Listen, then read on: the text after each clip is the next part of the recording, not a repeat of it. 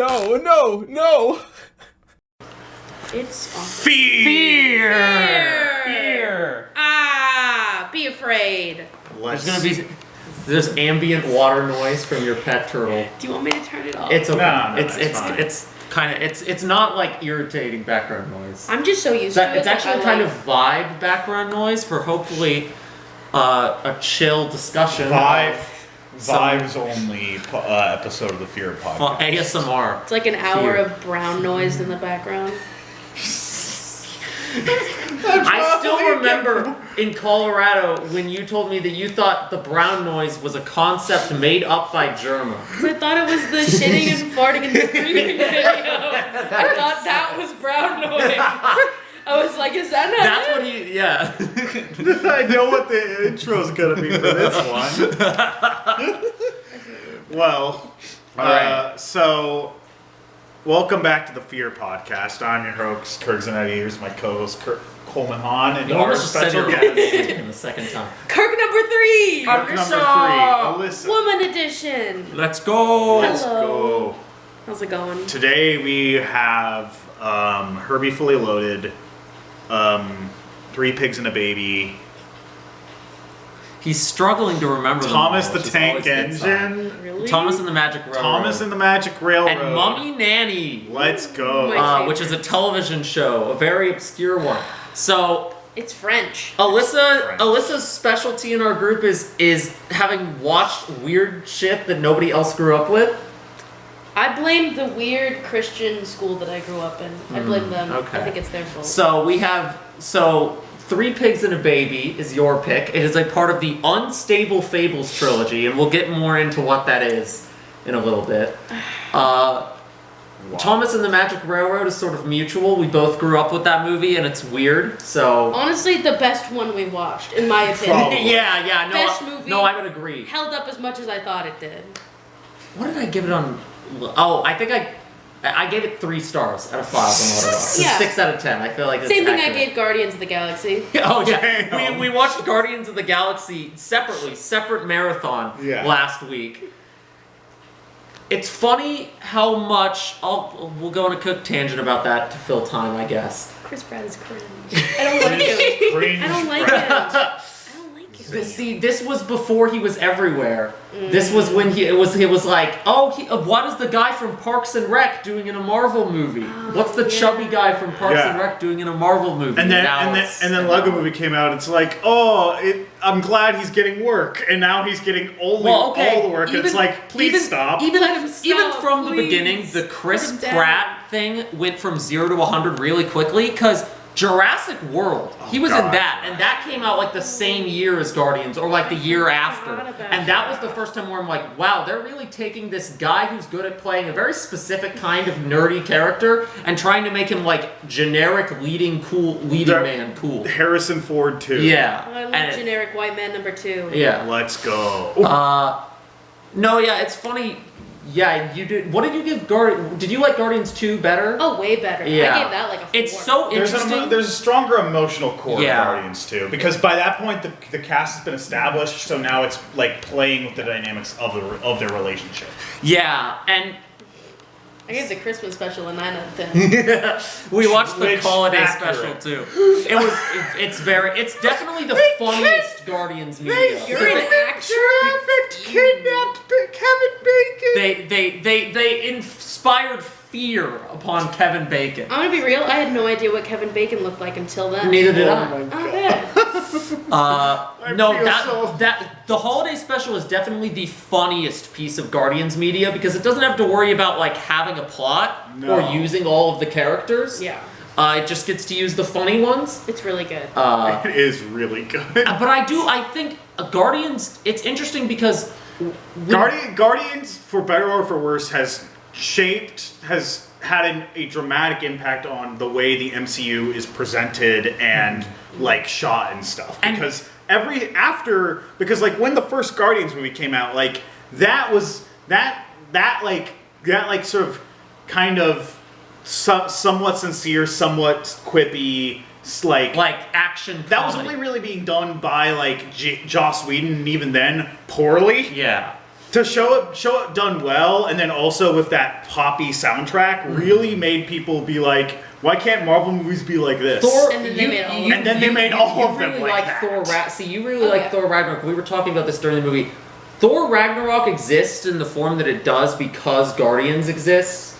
Like, I'm sure if She walked so she could run. Yeah. All that. see, I find Thor Ragnarok as Diet Guardians. You watching Guardians for the first time have like the flipped perspective. It's just Diet Thor. What was fresh in 2014 with it's the first now Guardians is now feels very played out. So that's what it's still done. It's still done really well. So it's like it's not incompetent. yeah. It's just it doesn't have that same It's not sizzle exciting it anymore. once did. I know in 2014. Yeah. Yeah. Oh my God. Like I watched, even I when we were watching Guardians 1, I was like, this isn't as exciting as I remember. And then it's the flip thing. Every time I watch Guardians 1, I like it a little less, and every time I watch Guardians 2, I like it a little more. The strengths of Guardians 2 really warm up on you. I could tell everybody's you like a lot of you guys kind of zoned out in the first one and kind of zoned out in the second one, and then we get to the third act of the second one, and everybody's paying attention. Yeah. Like, what? I think Guardians 2 has one of the best like third acts of any Marvel movie.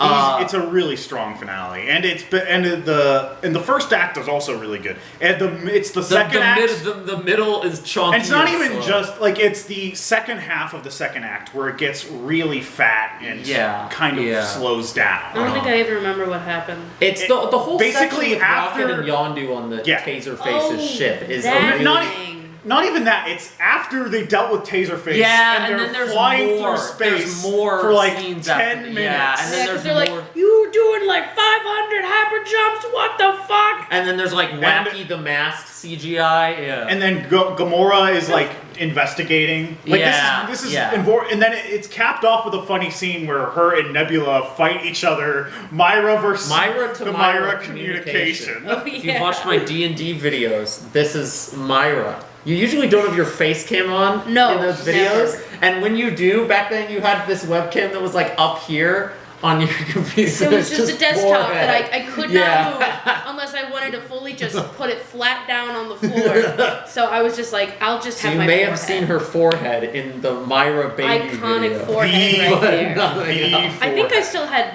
red hair at the time. You of had the a couple different hair colors when we were doing those. Oh yeah, because I did blue also during the. The one I'm editing right now, you had like dark bluish, purplish kind of going on. Anyway, now let's talk about our main slate of Mummy movies. Nanny. Yeah, we can You talk wanna go about through Mummy those Nanny, the first? television I think, show. well, like, there's not really too much to talk about with that. Or maybe there is a lot. There can be a Okay, lot. can be. It depends. Let me pull something up. So you brought up Mummy Nanny on call. I think I was actually streaming.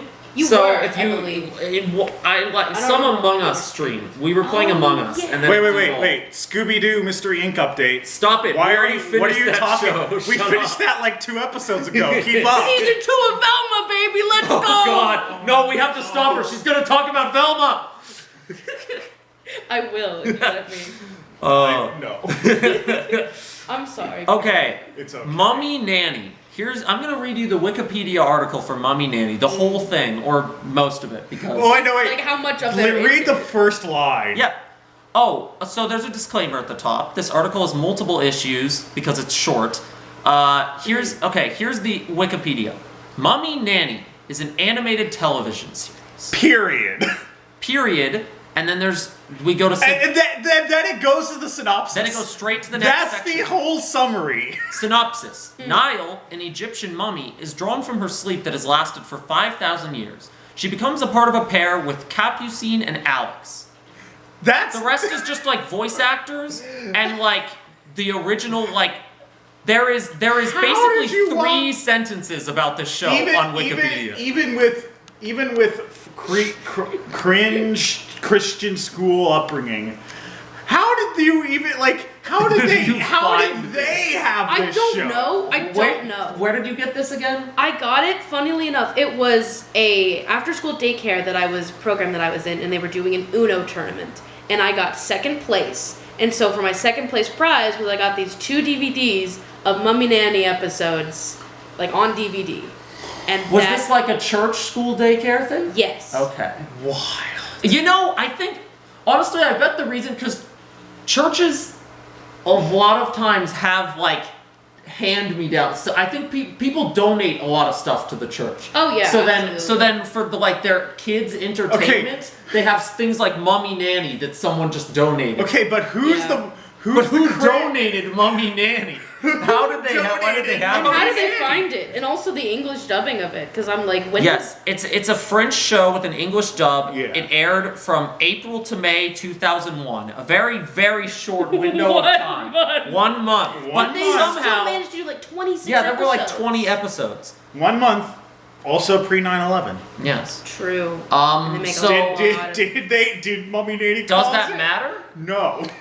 The French are kind of problematic, not gonna lie, with some of these episodes. Okay, It's bad. you kept telling us We there were managed- episodes with problematic stereotypes, I think- but we didn't watch any No. of We them. managed So to let's avoid- go. We managed to avoid those, but as someone who, after we like had discovered, I rediscovered this again. I went through and On I the watched stream all with of me. the episodes, like within a day or two. Within like a day or two, I was like, what? And then we came over here and we watched we sort of watched a couple episodes between movies. We watched like the first 2 episodes, then I think we just watched the first one and it was so brain melting that we were like movie time, and then by the end of the movie watching we were like, I crave more Mummy Nanny. I'd rather go back to that than Yeah. then 3 Pigs and a Baby. Yeah. I mean, I don't blame you. There's a lot that happens in the first episode. Okay, because It's kinda the nuts. show's primary problem, outside of the problematic stuff that we didn't see, is that there are just So many way too many characters. it's And they're imagine really if reoccurring. way ima- too many regular reoccurring characters. Imagine if like the cast of Johnny Test had to be in every single Like episode. every character was Like in every episode. Mr. Black and Mr. White every episode. Johnny's dad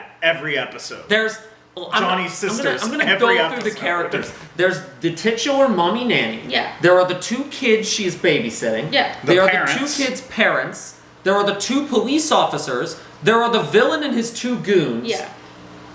And there's the people from the time the Mummy Nanny is from, Yeah. who every episode pop into the future when somebody says the name of the pharaoh, why don't you sit down? Which is a very stupid gag that honestly kind of won me over by the end. Not that gag itself, but they found creative ways to make them like travel back in time. at the This show is stupidest It's moment. just so inconvenient The for show their lives. should not be It's as awful. I won't say good, but as watchable as it is. I mean, y'all Yeah. don't remember, but there was like that terrorist joke that they made in like the first episode. Where they There were was like, some weird out of pocket like they were like, illegal immigrants. yes, oh somebody said shit. something about a lead in the dub, and I was like, huh? It's like, forgetting oh, you what's can happening. tell this is pre But you're forgetting the most important character, the 13th character, the news anchor. Oh yeah, Yeah. he was pretty recurring too. There was one of the episodes we watched was dedicated to this news anchor character, and for some inexplicable reason, without the parents' permission, he was just like walking around. He was doing a special news segment where he spends the whole night with the main family and is just like interviewing them, and then he gets turned into like a zombie, A mummy A zombie. mummy Mummy. zombie Yeah. because of the villain's scheme. I don't know. This is a weirdly the plot lines are weirdly complicated for like a show made for 5-year-olds. And yet they like they somehow like both take forever and also breeze by. Because they take a concept for an episode that could be like a 12-minute episode And pad it out to 20 minutes with their 10 characters and crazy cartoon like hijinks. Now Yeah. the thing about this show is that we're talking a lot of negatives. It does. Like once you get It's past that first entertaining. first The episode, first episode it is very watchable. The first episode is terrible because it's all exposition establishing the premise of this mummy nanny. The that, premise, the characters, the character dynamics, And and So it's the really main weird 'cause they do this conflict. whole thing in the first episode where before she's a mummy, you don't ever see her face. Like they don't show her face. They make a whole point of it to like never ever show it. And it's like you see it in the intro though. Yeah. Like, when they play the intro, okay, you see it. you like, basically see her whole face. The Yeah. intro is a bop. That's Oh, part of why we absolutely. watched this, by the way. I'm actually going to edit in the intro here because I feel like it explains the premise of the show better than we could, because it kind of just recaps the opening episode but without the details. yeah.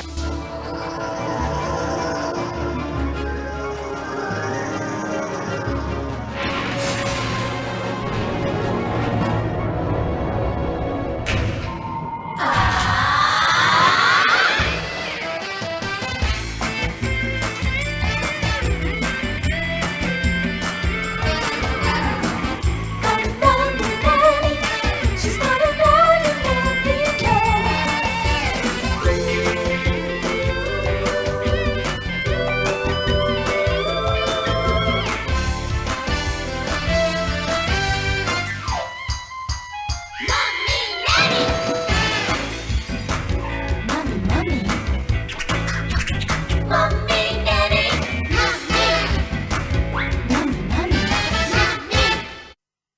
And then you watch the first episode and it's like, oh, you're overwhelming me with details. It's a lot. The first episode, you can tell they're like rushing through shit because all the dubbing is like, I'm like talking a mile a minute. It's like us. It's that classic early 2000s English. I don't think they realized English. how much the French packed into there until they had to watch it. It's like, It's that classic early 2000s dubbing of a foreign cartoon problem of we just need to pack this thing with dialogue because kids are stupid and don't pay attention. It's like and we need to match the lip. It's weird though because the other episodes definitely have a lot of dialogue, but not that severe extreme. No. It's just mainly a problem with that. After watching the first episode, I remember turning to you and just being like, "How did you watch all of these?" Like I was so exhausted from the first episode. We were so exhausted. How did you watch 20 of We were these? so exhausted. We had to put on Thomas the Tank. Yeah, we were so Magic exhausted. Railroad. We switched to our movie. Was the last episode we watched the final episode? Yes. Yeah, it was. And that was the one about like depression and like mental health. And then they Oh, had like right. the The people, show. Okay, the hunters. show. Okay, the show has a weirdly based depiction of mental health in the year 2001. Honestly, good on you, friend. Also Good the on you. oblivious parent characters in this are not nearly as annoying or bad parents as seen in like Fairly Odd Parents Oh my or God. even Johnny Test. Well, I they thought- actually love each other and love Yeah. their kids. Yeah. They're actually good parents. They're more like and they're a little more absent-minded than this, but honestly they remind me more of the Malcolm in the Middle parents than any of the parents from like similar animated Or shows. like the Danny Phantom character. Oh, okay. I actually have never seen Danny Phantom. Really? Yeah. Oh my Wait, god. This is one of those generational gaps that confuses me because you're 2 years younger than me and you're 2 years older than me and somehow Yeah. I'm the one who hasn't Well, watched Danny it. Phantom had a lot of reruns. Oh, absolutely. But I Fair watched it when it first came out and I was like, this shit. So how did you miss it? Yeah. I don't know. That's just his fault. You say it at a lot of reruns. I feel like it was never on when I Well, opened it got a lot of reruns on Nicktoons. Oh, and okay. I that love makes Teen sense. Nick. Oh my god. It was the king of Nicktoons. That and My Life as a Teenage Robot. Yeah. Because they played those shit all the time. Okay. I love definitely- my But never on main Nickelodeon Okay, because yeah. they were Teenage Robot was considered a failure. I definitely had. Well, not a failure. It's just that they didn't want to invest. They didn't want to pay them for a third season, Boo. so they moved them to Nicktoons. Boo. We way off topic, but yeah. Also, okay, so and this I didn't realize this until the newscaster episode. It's so funny. The villain bad guy is this like tiny dude with his henchmen, and in the first episode he's trying to steal the mummy, and then the kids get to it first. They wake her up, and she becomes their nanny.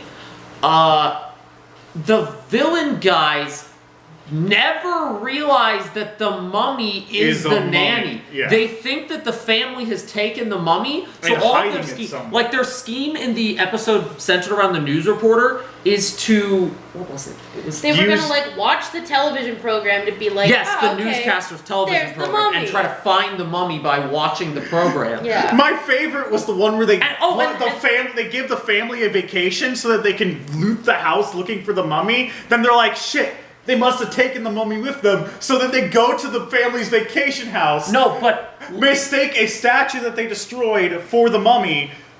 Kidnap it, then somehow get stuck in the past with the pharaoh. well, no, people. wasn't that how they got from the main house to the vacation house? They were in the main house. They got trapped in barrels or something. The Pharaoh guys come back from the past and are like, we need barrels for our side plot that has nothing to do with finding my daughter that's stuck in the future. I love We're that, going to take these barrels. Like the Okay, first let's be episode, fair. they're That's like, not we his have daughter, to. that's his niece. His He is niece, his, right, he He's her doesn't care. uncle. He does not give a fuck. But like the first few episodes, they're like, we gotta save my niece, and then by the end, they're like, I don't have time. I don't have for this. time to I gotta, save my niece." I gotta get these barrels down. Like to the Pharaoh portal opening by whenever midnight. someone says, why don't you sit down, is more of an inconvenience than something to actually help them by that point. That poor guy never gets It's his funny. shadow It's back. funny seeing the arc of their characters because it is the first episode.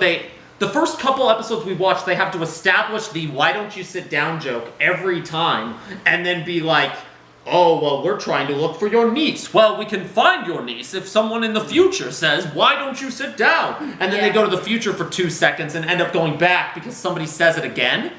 And then by the last episode we watched, the Vacation House one, they are literally doing a different plot, and then they go to the future and are like, oh, there's barrels here. We need these for our other thing that we're doing, so we're going to take these back. But then the goons are in the barrels, so they put the goons in the they take the barrels onto their boat, they sail their boat, somebody says, why don't you sit down again? The portal opens, and the whole boat goes through the portal. They mistake the vacation house for the temple that they're supposed to be delivering the barrels to? There's supposed to be a funeral, and that's why they were like, oh, we need the sarcophagus, and oh, here's the mummy. Why do they have the body just like laying out there? Like they don't even realize they're in the present. It gets that they don't realize they're in the present until they see her niece, and it's like, oh, okay. The way they evolved the gag of needing those two characters every episode is actually pretty good. Because at the beginning they felt so forced in, and by the end it's just chaos. I forget how they did that. Hearing "Why don't you sit down" like 20 times, like watching all those episodes in a row. Funny. I have never been more angry at a show than being like, I already know that. Why did they come up with such a bad way for the portal to open? They should have done the gag. Every single episode for 26 episodes. By the last one, they didn't bother explaining that anymore, I don't think. No, they did. They did? They did. They just explained it as quickly as they humanly could. They should have done the gag that we came up with, where it's just a different word every time. Yeah, it's just like a different phrase or something. I don't know. They're weird. It's a weird show with a weird amount of characters. Yeah. And it's kind of like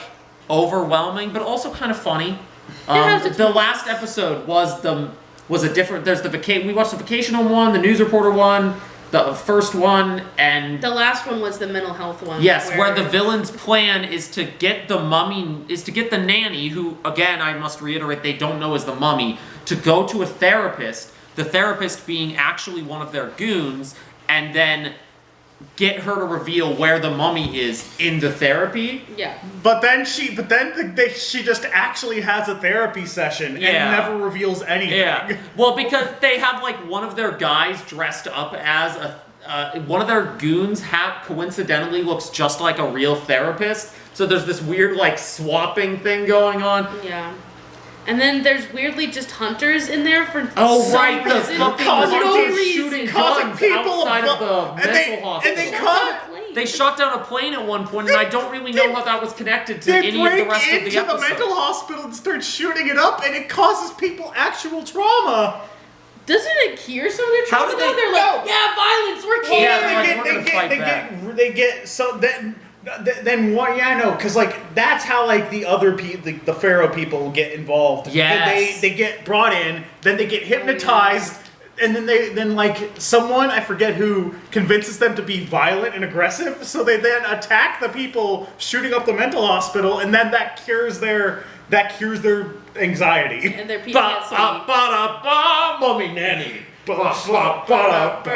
It's good. It was very crackheaded. Speaking of crackhead. Yeah. I'm just glad y'all never saw most of the problematic things. Yeah, I know. Most of that was just skipped all the sus episodes. That was mostly just from the dad, because his job is he's a writer, so a lot of times he'll be like, oh, I'm getting into character for like me to be able to like really be able to write this well. The worst, you don't understand, officer. I had to wear blackface. It was in character. The worst we ever saw in regards to his like getting in character thing was, I think there was one episode where he was writing on like like he was like a Polynesian. Yeah, and he was doing like a dance with the mummy. But like he never did like any sus accent. I don't think, in that episode. One of the more susser things is where he dresses up like as an American Indian, like as a chief, where it's like the headdress and everything, and it's like, yikes, that's not good. Ooh, 2001, baby. Speaking of the early 2000s and crackhead, Thomas and the Magic Railroad.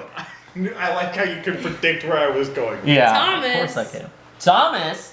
So I grew up watching. Actually, I didn't watch the Thomas show that much. I just had. I saw it on PBS sometimes, but I was never like that into it. I was into the toys. I played with the toys. I have a whole. We still probably have. I got the toy stuck in my hair, and the wheel got entangled, and we had to like cut a chunk of my hair out, and it was just stuck in the wheel forever. Whoa! That's my Thomas trauma. That's what happens when your parents get you the trains, but they don't give you the tracks to play with them on. Yeah, so I'm just playing with it like on my head, like ooh choo choo. Oh God, the wheel's still going. It's in my hair. Oh God, it hurts. And you can't make it stop. So Thomas and the Magic Railroad is a 2000 movie based on the Thomas series. Written by the creator. Written and directed by the creator of the Thomas series. And it is wild. Very weird, because it's not just about Thomas. It's also it's arguably the least about Thomas. It's also about a magical town named Shining Time, which is not connected to Sodor, except that there's a railroad that connects them. A magic railroad. Yeah, that's why it's going to be important. Yeah. But yet, despite it being set, Shining Time is in the real world. It's still has such a magical fantasy land. And also, like, when bad things happen in Sodor, it directly affects Shining Time to the point where it's like, why didn't they just put Shining Time in Sodor? There are dream sequences that the main character, played by Alec Baldwin, has where he dreams of, like, apocalypse-destroyed Shining Time, basically, because things are going wrong in Sodor and his magic gold dust. He doesn't have his magic gold dust. It's really dramatic. There is also... slang for cocaine. There is also, in Shining Time, a man played by Peter Fonda, He's so depressed. who spends... Nobody told Peter Fonda that this is not an Academy Award movie. He's giving his... It should be. He's giving his saddest performance, mourning this beautiful pink train that which is symbolic of his dead wife, his relationship with his dead wife. And he has this whole plot of how the train has lost its magic and he can't drive it. And then his granddaughter, played by the actress from Matilda. I'm forgetting her name on the top too. She comes into town, she has to. Who clearly kind of too old to be playing this character anymore, because she looks kind of bored and not sure what to do. They clearly cast her off of Matilda, but then she'd aged a couple years and is just kind of like, what? Okay. So she comes and helps her grandfather restore the magic with the help of Alec Baldwin and Alec Baldwin's character is the conductor. Yeah.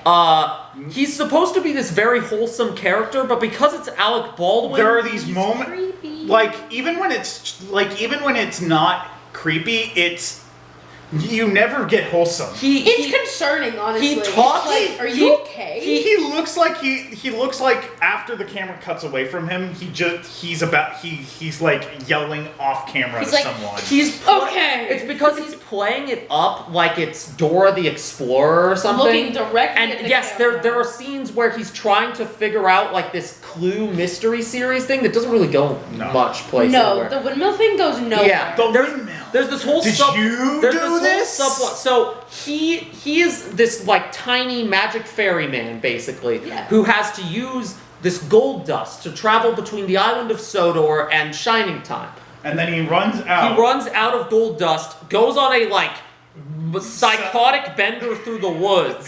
There's no other way to describe it. He's talking into like flower plants and like biting into carrots and like mugging right at the camera like, do you know what I should do next? And it's like, what is going on here? It's such a weird scene because there's like not really any music in the background. It's just him. He takes a bite of the carrot and he's like, mountain, fountain. And he just looks directly into the camera. And then mountain, fountain, windmill.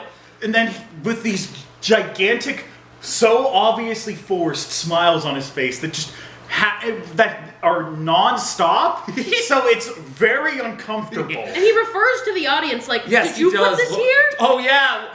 At one point he gets grabbed by the villain Diesel 10, who's a train with a little claw on his head, a diesel train who wants to destroy all the steam engines. He gets grabbed by Diesel 10 at one point. Diesel 10 throws him. He lands on some sandbags in front of a windmill. And he's like, oh, the windmill, this is where I needed to go. and then he looks right at the camera and goes, "Did you put this here?" And it's fucking scary. I don't think he never directly says, It feels "Did like you a- do this?" At any other point in the It's movie. supposed to be heartwarming. It feels like a threat. It's supposed to be like cheeky and funny, but it's so It's menacing. even as a kid, not really knowing who Alec Baldwin was, it was just those scenes were just weird. I was not like charmed. I was like, what? They There's a needed- reason why I they blocked ne- those out. They Yeah. needed like a Mr. Rogers for this role. Yeah. And instead they got Alec I think this Yeah. movie is the reason that when I learned of Alec Baldwin and learned that he was an asshole, I was not like even slightly surprised. If this is what he's bringing to Thomas and the Magic Railroad, it should not be shocking that he's maybe not a good person. his character also has this like lazy cousin character who comes to help him. Okay. I want to describe this character to convey how insane this character is. It is More he's insane? Hold on. Just the character concept. Okay. His cousin is a lazy Scottish surfer who also has frosted tips and like a skater Yeah. Hawaiian shirt that goes that like He's also a tiny little ferryman. He's also a tiny little These ferryman. people are tiny ferrymen in the real world. This character is introduced with a long panning shot of a beach like lounge chair, and he's sitting on the beach lounge chair. This tiny little guy in a huge beach lounge chair. And you're like, oh, he's a surfer. And then he picks up the flower phone. The heaviest Scottish accent you've ever But heard. okay, it's a heavy Scottish accent, but also he's trying to do a surfer bro voice at the same time, I think. Because the actor is Scottish. We looked Yes, it up. yes. It's like he's actually Scottish. It had to be one of those things where the character was written to be a surfer, but then he was had such a heavy Scottish accent that it's like, don't even try. Just be Scottish. it feels like a Also, if- he didn't have the flower phone. He had a shell phone, actually. Right, 'cause he's on the right. beach. Correction. So as you I can tell, remember. this Thomas movie in which we've said nothing about Thomas The is a trains- very strange The trains movie. matter very little, except Diesel for 10 is the Yeah. not only even one. Diesel. Diesel's sidekicks Okay, do more than the Diesel. trains are more competent than Alec Baldwin. Yeah, I was gonna they say, figure out very We have quickly this. what We is have this going whole on. subplot of Alec Baldwin following clues to the windmill to try to figure out how to get his gold dust back. I think. Yeah. Not even Thomas, but Percy.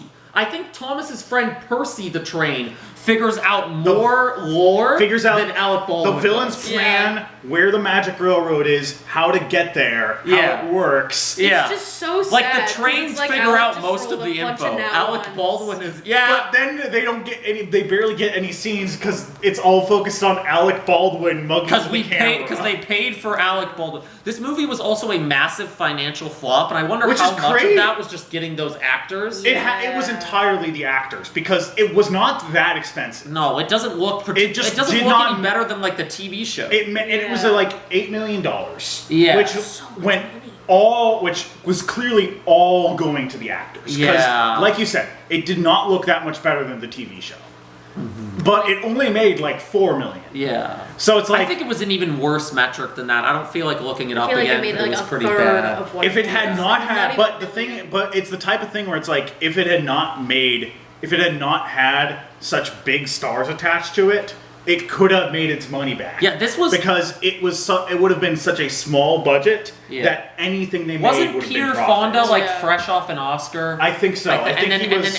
This was in early 2000s. Because was I like remember- I peak think- I people think, like, actually the like Alec Baldwin. Too. Yeah, this was Alec Baldwin at his most marketable. Yeah. And this was arguably the actresses for Matilda, like the last time. yeah, the and actress for Matilda was like really mainstream. relevant. Yeah. So these were all pretty big names at the time. Yeah.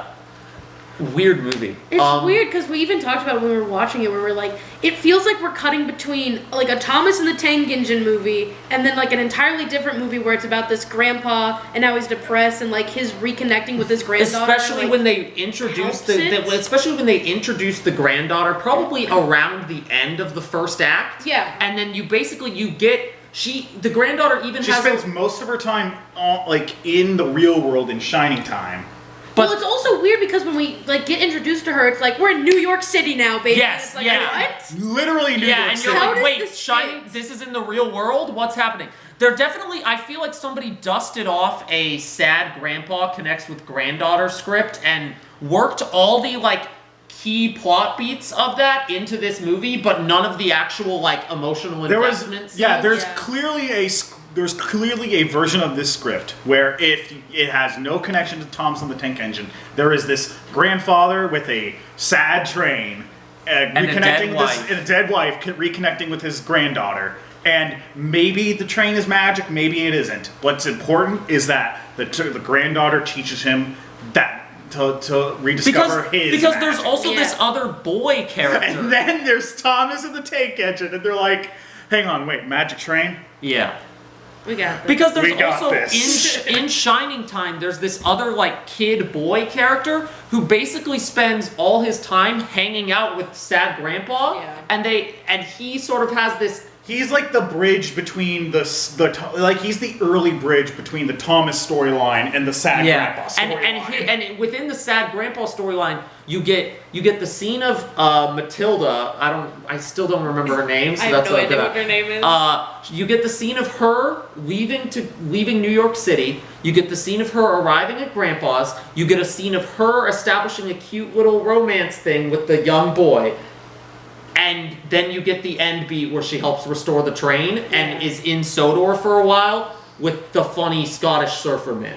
Like, you get the beats, you get the basic beats of that subplot, but nothing to actually make you care about that plotline. The whole time I'm just waiting to, like, when do we get to the lady train? I just want the lady train. That's all I care about. Her name is Lady. Yeah, her name's Lady. That was undeniably, like...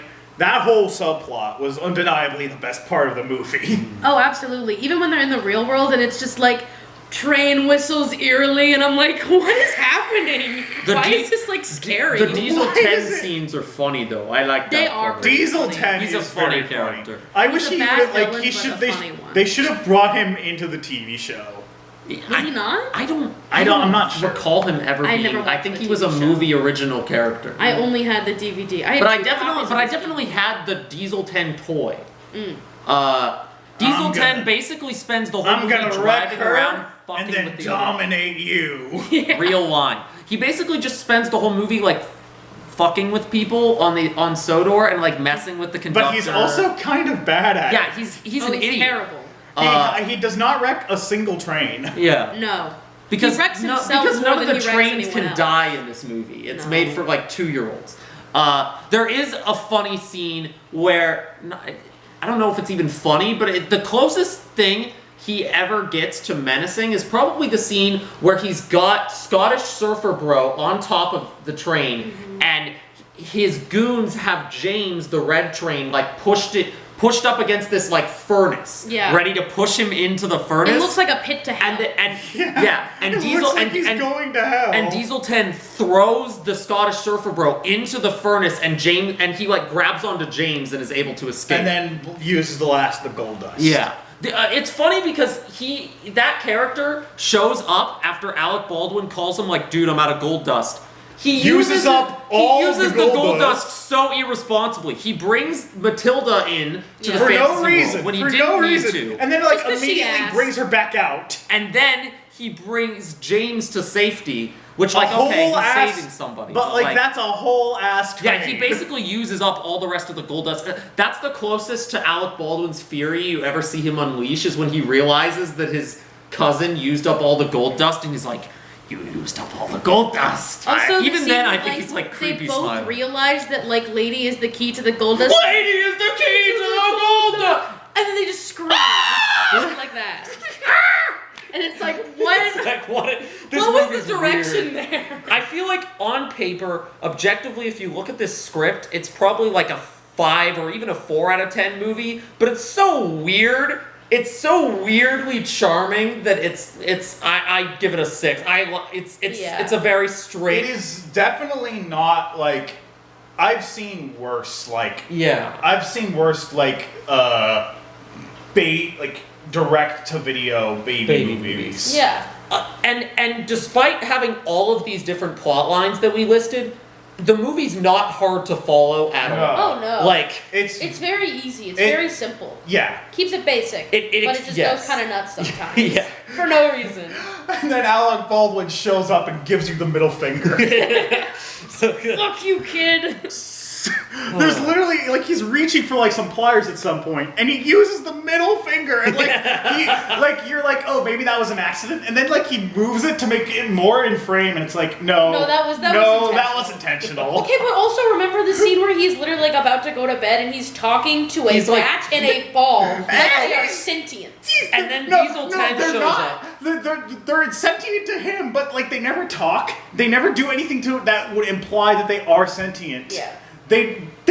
He's just weird. And then, yeah, he's like about to go to sleep and he's with the trains, and then Diesel 10 shows up and it's like, nah, I'm gonna eat you. Or and then he throws sugar at him. Yeah, and then afterward he's like, my gold dust. No, but the sugar thing I think was smart because sugar stops up. Yeah. Yeah. So I'm like, that was an intelligent move. The only intelligent move. A maniac. But then he didn't keep sugar with him. Yeah. No, he didn't. Even though he ran off into the woods. Even though Diesel literally said, I'm going to try to kill you. Disheveled as the movie goes on. They paid attention to his wardrobe and like making him look more disheveled. And it's like, why?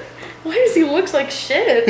He's really going through it, sleeping in the woods. It's a weird movie. So then in the end, they revive Lady to life. She drives through the magic rail, which is like a train portal, basically. Yeah. Diesel 10 chases her. He falls in a bridge. All the characters are finally together in one scene for the first time at the very end of the movie. It looks kind of bad. There was one shot that looks really bad. I don't remember. There was a cut villain. We learned about this a while. There was a cut. I was wondering when you were gonna. There was a cut villain, a cut human villain, like basically a villain for the Grandpa subplot named P.T. Boomer, who apparently, according to the original script, does not meet Diesel 10 until the very end of the movie, where he is plopped into that chase scene and is like, you want to kill Lady? I want to kill Lady? We're teaming up! They like One Piece hand grab. Team up. But he was cut from the movie because test audiences found him too scary. So no P.T. Boomer for you. They found you'd have to wait. You'd have to wait for probably just because it was like a human villain rather than like a silly cartoon. I guess, but like the final scene is honestly kind of dramatic. Like as a kid, I was like, oh, I'm holding my breath. I hope they don't fall. In There's the one. bridge. In that final chase scene, the Grandpa says like, the magic you don't believe in will get the better of you. Yeah. They recut that. He's supposed to be saying that to P.T. Boomer, and they just cut it, so it looked like he was saying that to Diesel 10. That's what I feel like crazy. Peter Fonda signed on for a very different script. He did. And by the time the script became its final form, his part was so disconnected that it didn't, yeah. Like the Thomas stuff was one scene he had to film. I just really like the green for glory. I find that so funny. The green for glory. Because when Lady is like driving through the magic railroad, he's like, the lights are shining green for you, Lady. Green for glory. And He strokes this train engine. He's in love with this train. It's wild. He sees that train. He's like, wood. I mean, she's pretty. Yes. Yeah. For a train. Toy speaking train. I also had that toy, I think. Oh yeah, that's the one I got stuck with. Speaking of sex, speaking of sentient vehicles with sex drives, Herbie fully loaded. The worst sentient. Herbie fully loaded my loaded diapers. Okay, before we talk about this movie, which I'm going to be honest, we're probably going to breeze through because there's not a lot to talk about with this. It was boring. I want to talk about the movie that I wanted to watch. Yeah, you wanted to watch but we couldn't find because it's not anywhere. And that's Herbie, and that's the Herbie Fully Loaded remake, 97 remake, starring Bruce Campbell. Now, what this is Bruce Campbell is a down-on-his-luck engineer whose former friend has become a stuck-up race car driver. You might notice some similarities to the plot's beats from Herbie Fully Loaded. And so he gets in. He is a last minute replacement for this driver that works out of his engine shop, and they need a car. So they get this beat up little buggy. He repairs it and he takes it into the race. And that little beat up buggy is Herbie Fully Loaded. His name is not Herbie Fully Loaded. His name is just Herbie. Herbias fully of the Fully Loaded dynasty. What is this 97 made-for-TV movie actually called? Herbie Fully Loaded. It's also called Herbie Fully Loaded? It's Herbie the Love Bug. Sorry. Okay. Okay, I was gonna be it's not a remake of the first movie, but it is like a direct sequel to the first movie. You were telling me about some wild Herbie lore So he that wins we the didn't race. get in the movie. He wins I the. had never heard of Herbie until He now. wins the race. The main villain goes ballistic and is like, it's because of that car. I need to find Again, out about this similar to car. the movie So he we does the watched. research and finds out that the car is sentient, and finds out that it's sentient because it was created by a German doctor who fled Nazi Germany during World War II to America, was making a car, found out that his daughter was giving birth, and cried tears of joy into the exhaust port, and that pure love that he felt transferred to the car, and he became lore. the love bug. Okay, that was definitely not where I thought that was going, but that ended up I much know. better. So then I the was like, main is Herbie villain, Jewish? the main villain goes to like the scientist's assistant who was angry and bitter because he lived in the shadow of this amazing doctor who basically created life, and is like, I want you to make me a new Herbie. I want you to make me the hate bug. So he puts Evil in Herbie. all of his hatred and malice to create evil Herbie. And the two of them race, and it ends with like the evil Herbie like falling into a trash compactor and getting brutally crushed to death while Herbie watches. Giga Chat. I would definitely say that sounds more entertaining than yeah. the one we watched. It was. I don't. But you can't find this movie anywhere. It was a direct to TV Disney movie, and for some reason they've never. It's not on re-released Disney it. Plus. It's not on DVD. It's not on Disney Plus. It's not on DVD. It never had a Blu-ray. All you can hope if you want to watch this movie, you have to hope you can find a still working VHS copy. Damn. So we didn't watch that movie. Instead, we watched Herbie Fully Loaded Loaded. from 2006. With Lindsay Lohan. Yeah, with Lindsay Lohan. Now imagine And what's the name of the other guy? Josh something? Justin Long. Justin Justin Long. Long. was in this movie too. So wrong, but Also, Michael Keaton plays Lindsay Lohan's dad. It's kind of got a stacked cast. It's got a pretty stacked cast. That's the guy who's the vulture. You didn't. Now you've put it together. Yes, I did. Okay. He was skinnier in this movie. Okay. I don't know. He's more buff in the. Well, I think he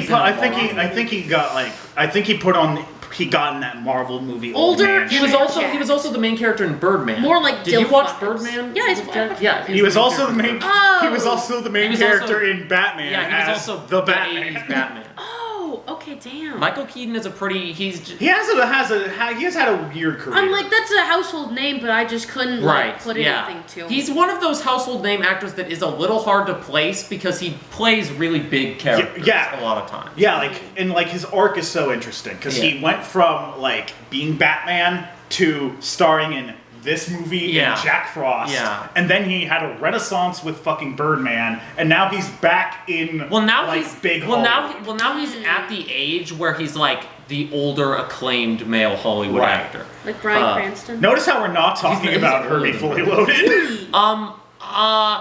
Because Herbie Fully Loaded is a painfully generic racing movie. I would rather just watch Mean Girls. They're like, this is kind of boring. Let's see if we can find something to zest it up. And then they dusted off a rejected Herbie script and pushed it in. It has. At least the villain was funny. Yes, The the villain was funny. That was the only thing. I'm pretty sure they recycled a lot of material from the '97 movie for this villain. Yeah, I was gonna say That would make sense. I saw Herbie Fully Loaded at some point when I was a kid. The only thing I really remembered is the villain. What you described about the '97 movie, a villain who loses a race and Becomes then becomes obsessed with the car, is pretty much the villain of this. But it sticks out more here because the rest of the movie is not as insane. It's Just like not as much about Herbie. It's No. not as much about Herbie. Lindsay So Lohan this is the guy, main character. this guy just looks insane. He's like, also- he is crazy. The guy, Crazy for this car. They also like none of the characters, and especially the villain, like they don't directly acknowledge that Herbie is sentient. And the villain, so you have the villain researching the car. You have the villain being like, "How is it going this fast?" You have the villain concocting a plan that only makes sense if he knows the car is sentient. But then he never actually But says. he never like Until like the very end when he gets in a big wreck on the final race, so everyone just assumes, oh, he's loopy. Yeah. Yeah. He's loopy from a concussion. But he's a funny. It's basically if you took a Chick Hicks from Cars, the Kachiga guy, and like combined him with the '90s with like the '97. Cars is more entertaining. Cars is more entertaining. It's longer, but it is more entertaining. The best part of this movie was like they got to do some really kind of impressive modern stunts with Herbie. Yeah. And like that, and Herbie is the best part of this movie. Like he has a very clear personality. Yeah. He's kind of a little shithead. A little horny. A little horny. He wants to have sex. He wants to have sex with a yellow bug that is not clear until the end if it's even sentient. Yeah. These snippets we're describing make the movie sound much more crackheaded than it is. Those are droplets of entertainment in a very boring movie about. The main plot is Lindsay Lohan is the daughter of a racer who she wants to become a racer, but her dad doesn't want her to become a racer because its dad doesn't understand the movie. Well, there was also the whole thing that was supposed to be like, oh, you had an accident, but they like never really go into that. Her accident, yeah. And it's like you never see her in the hospital. You never see her recovering from anything. It like it was like she hit a tree? Okay, was it life threatening? Was it just a glance? Like.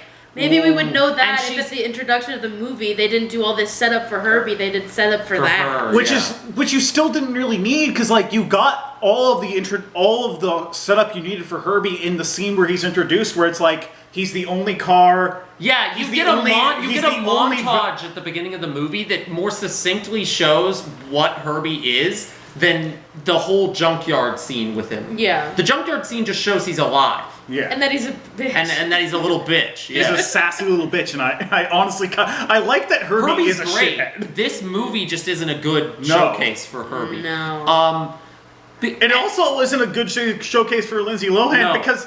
Like it's like, oh, I can be a real race car driver, Dad, and there's no evidence that she can because Herbie does all the work. Yeah, there's just like a whole thing where they're like, oh, they sync up and they have like synergy, and that makes them better. It's like this isn't we don't actually see her being a good racer on her own. The whole movie. This isn't Evangelion. They're not drift compatible. Yeah. It's a sentient car. Get in the bug, Lindsay Lohan. The whole arc for her character is supposed to be get in the bug or Justin Long will.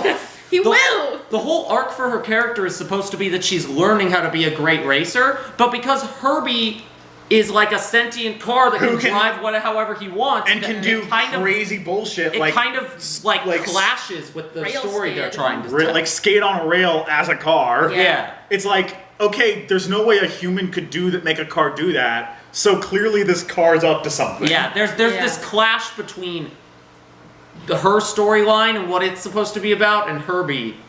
And they never really resolve it. No. It's just they just kind of follow the beats of that racing movie with Herbie as the car, and then that's the movie. It's over. There you go. You could again. This could have been two different movies: a Herbie movie and then a movie with a possibly magic.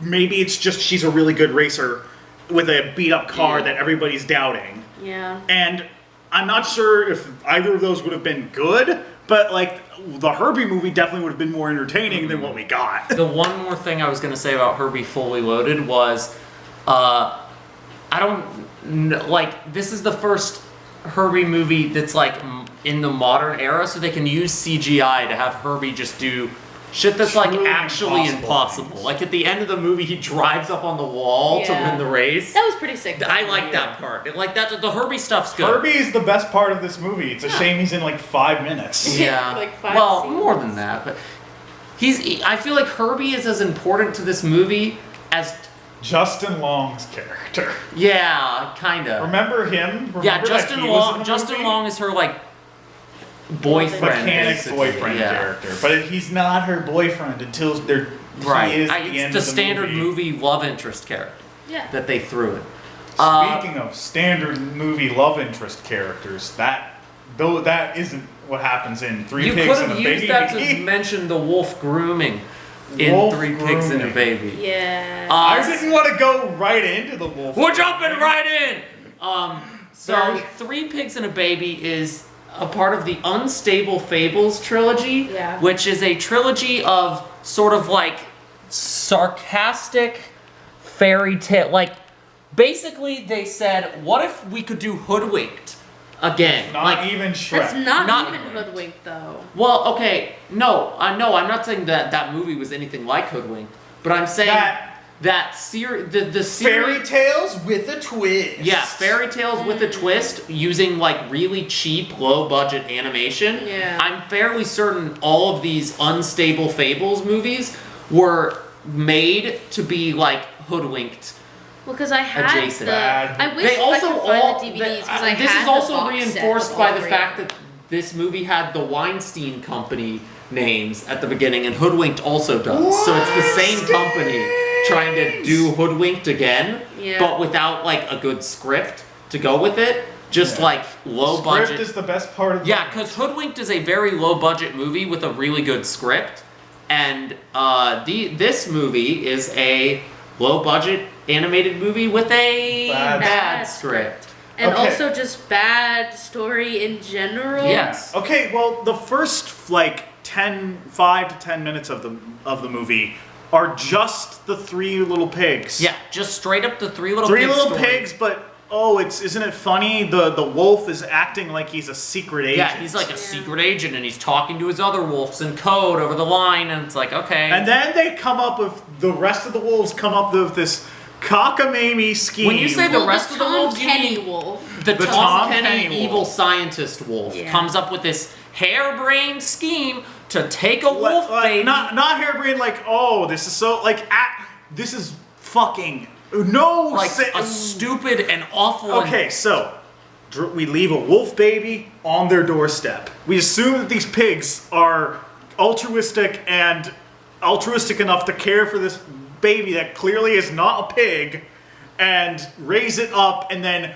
hope that the wolf raised by pigs is on board with helping them kill their parents. And use that wolf to just like, oh, we have a man on the inside. But they have to wait for this wolf to grow up. And this is all to just catch like 3 pigs? You like, who coulda- cares? you coulda This just- is a massive waste of resources. Also, could've- whose baby is that? Yeah, Whose baby I think is it was that? meant to be the big bad okay, it was wolves. meant to be at least the way I interpreted it was, because at the end of the movie, the leader of the wolves kind of like gives up on this quest to kill the pigs. My interpretation is that was his son. No, Or- but his no, whole it deal was was his that brother. the big bad wolf. Oh, yeah. his son. What? Yeah, that's why he was And- like, I understand why Right, family's important. right. And the because big bad the big wolf bad dies wolf in the was my beginning, son, yeah. and he died. Yeah, 'cause going he down the fell chimney, In the yeah. chimney, yeah. Get out of there, Junior. So the first not even first act, first 10 minutes is establishing this setup, dropping off the baby, and that whole thing. then like the whole 40 minutes yes, of this is- movie is just 3 men and a baby. Yeah. Yeah. And the 3 pigs, and they have to learn how to take care of the baby, and the kid goes to school, and it's They painfully repeat the boring. same stock footage of him, like in the growing up pictures, like 3 times. I noticed that. I was And like, that's the same. for the But they thing, don't grow him up. They just leave him as a baby until he then turns into a Yeah, teenager. we see him as You a go from we- 5-year-old Yeah, we to see like his teenager. first day of kindergarten. He makes one friend, and everybody else is bullying him. Yeah. Then we see him as a teenager, and nothing has changed about his life in between these 2 time periods. All he's Like a just decade. edgy now. 'cause Yeah, he's a teenager. and it's kind of unclear. I want to mention this because this is funny. This leads to a funny thing. Mm-hmm. It's unclear for a lot of this part of the movie. Like, does he know? Does he not know? a pig? Do his parents know? He's And the very an- clearly a wolf. The answer, they fucking don't. Oh, or at least he doesn't. The answer is revealed in a hilarious fashion where he's already laughing about it. The edgy teen wolf has his headphones in, and his parents are like, stop, take those out, stop. Listen to me, disrespecting." Junior. They get into a fight, and the wolf and So I wish you guys never gave birth to me. yes, that's what it is. It's not even I'm adopted. It's he yells, I wish you guys never gave birth to me. And then the that- 3 male pigs. the 3 male pigs all look at each other and they're like, huh? does he think We gave birth to him? Hey, impreg's a thing. Don't knock him, okay? And then Give him a break. and then the gay coded one is like, honey, you're adopted. We found you on our doorstep. He got pissed. Honey, why did you give birth to me? Says the wolf to the 3 male pigs. But the funny thing was, like, as a baby, when they left him on the doorstep, they put, like, a pig nose over his nose and, like, covered his ears. And I think they very quickly pulled him off because they're like, he's they definitely knew he wasn't a pig, but did they know he was a wolf? That's never clarified. So. I don't. Such a weird. This is just such a bad premise for a movie that I'm There's shocked. also nobody else. Nobody else exists except for like the school, their houses, and the wolf's base. There's no other. The wolf's base like, is people. in the like. Excuse me, the city wolf part of sign. town. Okay, but there's nobody in that city. There was 0 pedestrians in this city. No. There was none because they didn't want to animate anyone extra. Like there are no extras. All they wanted to do was animate the pigs. It's just an empty the city kid, with a wolf base and in the then middle. and then the wolves, including the weird teenage wolf that. Oh wait, never mind. There are other people. There's the cow ladies that we see that Yes, the fix their construction homes that are workers terrible who at their never jobs. rebuild the homes. Somebody who worked on that movie really was like, there's This been movie some fucking hates construction unions. workers been working on my house for like a year now, and they're never gonna because they do finish. this gag where Someone in this movie hates the 2 unions. pigs' house got blown down, obviously. Weinstein, obviously. And their houses are both being rebuilt for the entire movie until the end, where their houses get rebuilt and then they just get blown down again when the wolves activate the like final phase of their plan, which is just doing the exact same plan they did before, but having the kid leave the door unlocked. You could have just unlocked the. They had 2 wolves. Yeah, they had guarding the house. The 2 wolves for 20 years, who also did not tell them that the young teenage wolf was on the way to the wolf side of town. Yeah, they established that the 2 wolves who dropped off their baby. They established that the 2 wolves who dropped off their baby have been like dispatched to this location, disguised in like the bushes for this entire time, which is has the semblance of a joke, but isn't delivered like one. No. And these 2 wolves never do anything to actually help the wolf's plan or communicate with them. They just hang out there forever. There's also the song number about how like, you're a wolf. yeah, you're a wolf. When they're trying to recruit the teen wolf. I love how they try to do the gag of, we're not doing a musical number. They do that 3 times. It doesn't It's work. just the same. It's not even like an escalating. It would have worked. Yeah. It's not even Once. it's not even like it escalates. Like it's just the same punchline. And then they of do the musical he number. doesn't So want it's to do like, a who musical cares? number. Like, look, I'm then stupid they and do I a laugh at a musical lot of number. stupid things. And that would have been something for me to laugh at if they had not done it 2 extra I feel like times. I feel like there was a decent amount of things in this movie that had the potential to be funny, but were not. Was squandered. And then after their break into the house plan fails, because of course the kid decides he doesn't want to betray his family. You're right. The evil my brain had inserted it that the evil scientist built a giant robot to go blow the It's just a big Stonehouse fan. fan. It is Just literally a just big a big fan, a giant fan. Also, there's like a female wolf that they try to use to lure in the main character. Like, that's the wolf grooming. And it's, I love how the way that they like try to be like, oh, she's hot now. She takes off a beanie and now she's like got female hair, and that's pink what like anime girl distinguishes hair. her. She's No, so it was hot. dark blue. It was like It was dark It was blue? emo dark blue. I remember it. Well, You watched this one as a kid too, didn't you? I did because I had the Unstable Fables trilogy on DVD. Okay, box which set. one was the Trilogy. best and which one is the worst? This is the only one I remember because we Really? watched it recently. God. I don't remember. Okay, I remember you the don't plot remember of the the other other two two. vaguely. Yes, there was there's the tortoise and the hair. there's one based on the tortoise and the hare. That was the first And one. the I other saw. one was the Goldilocks and Three Bears, but Goldilocks is like a I don't re- supermodel. I really or don't like remember that she's one. a movie star or whatever. These a reality these show. were rent from Blockbuster movies that I would watch like once as a kid because I really liked Hoodwinked, so why not rent something these were similar? These were the everyone's. These are the Titan AE everyone's hero double pack. It's awful. Have you not seen those? Someone like a double pack of 2 unrelated movies, Titan that kind of AE, thing, and then something else that nobody cares about. Some random 3D animated movie about a kid with a talking baseball bat. Okay, yeah, I figured that's what you were going for. I just haven't seen those specific packages, but yeah, it is definitely. I think as a kid, I watched 3 Pigs and a Baby up until the middle act where they're just taking care of the baby, and I was like, this is utterly boring, and I turned it off. I would have rather watched Home Alone 4 than watch that. Zam. Well, maybe next time. I also had the Home Alone box set, so I had 1, 2, 3. Okay, that makes sense, kind of. The box set is a little much, but I mean, I grew up with the 20 Land Before Time sequels, so who am I to talk?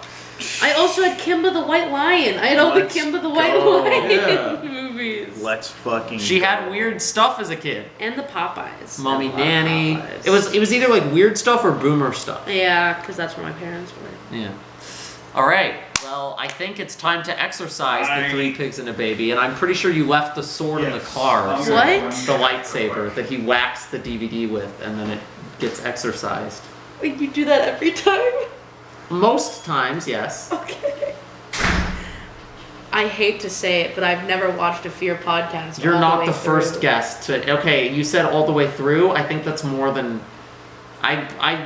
No, Jack had maybe seen one, but yeah, no. To get to these exorcisms, you gotta watch to the end. So I skimmed through the one you did with Luke. I was like, I don't know anything about Love, Death, and Robots. I don't remember what the other 2 were. Interesting. This is why we switch up the order of things sometimes. Like for a while we were talking about Succession at the beginning of these videos, and then for the last Succession discussion we put it at the end. See, I thought we were gonna go in the order of the way we watch the movies. We did. No, we did not. Yeah, we did not go in order. We watched Magic Thomas and the Tank Engine. We didn't talk about Thomas and the Tank Engine first. Well, we talked about Mommy Nanny first. That's we watched that in between things, so I don't know where that one we would either talk about at the beginning or the end. I took it as literal as we're going to talk about it in between each movie. I guess that would be a very interesting way of doing that. Okay.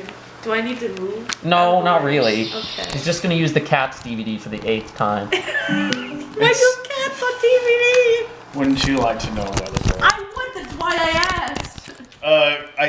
I thought it would be funny to purchase, and also I saw clips of the audio description version. Is there a director's?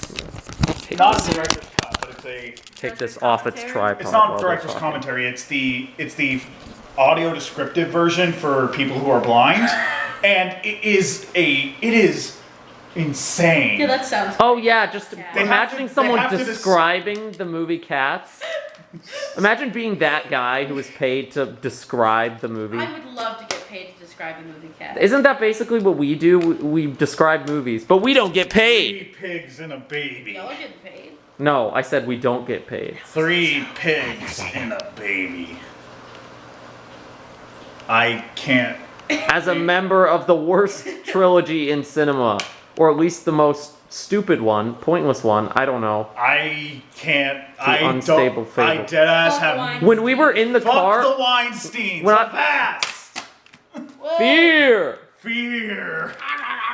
Throw the camera. That was better than you saying fear. We're done now. Goodbye.